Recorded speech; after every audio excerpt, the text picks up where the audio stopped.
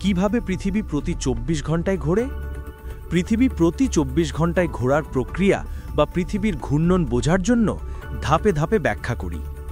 ১. পৃথিবীর ঘূর্ণনের ধারণা। পৃথিবী নিজেই একটি কল্পিত অক্ষ অ্যাক্সিসের চারপাশে ঘোরে। এই অক্ষ উত্তর মেরু থেকে দক্ষিণ মেরু পর্যন্ত চলে। পৃথিবী ঘূর্ণনের কারণে দিন ও রাত হয়। ২.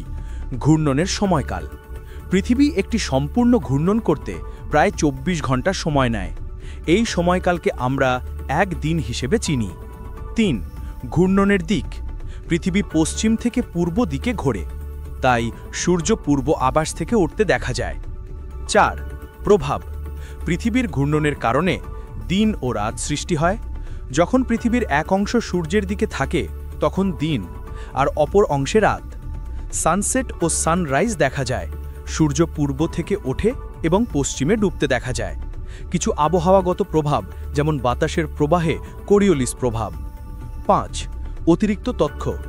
পৃথিবী ঘূর্ণনের গতি সূক্ষ্মভাবে ভূত্বকের কাছাকাছি প্রায় ১৬৭০ কিমি প্রতি ঘন্টা।